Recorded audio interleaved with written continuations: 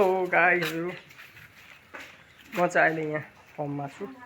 मेरो गाईबस्तु फर्ममा यो गाईहरू देखाउँदैछु हजुरहरूलाई। यतातिर हेर्नुहोस्, आज चाहिँ भर्खर यो गाई ब्याएको छ। हेर्नु 7 महिनामा ब्यायो हो। तपाईँलाई म देखाउँदैछु। यो चाहिँ 7 महिनामा ब्यायो र यो सानो, यसको दाँत पनि उम्रेको छैन हो। यो गाईले ब्याएको हो। विशेष गरी हेर्नुहोस्, गाई अस्ति बिमार भयो र यो दुब्लो भइरहेछ। यस्तै छ। अनि यो पनि ब्याउने भएको छ। यो चाहिँ कोरली।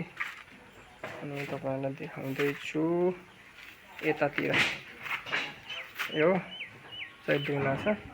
यसको बच्चा उहाँ छ यतातिर, अरू चाहिँ बाहिरतिर छ।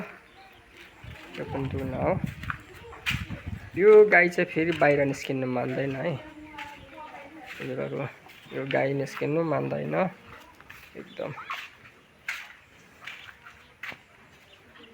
यो चाहिँ निस्किनु मान्दैन।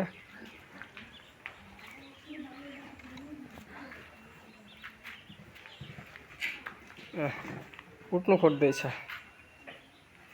उठ उठ उठ उठ उठ है।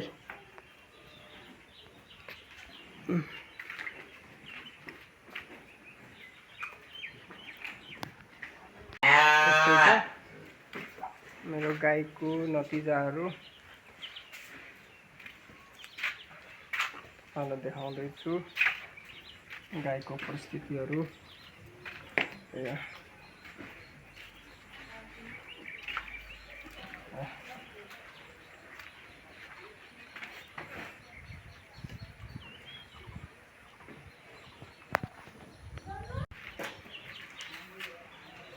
यहाँ बाछा।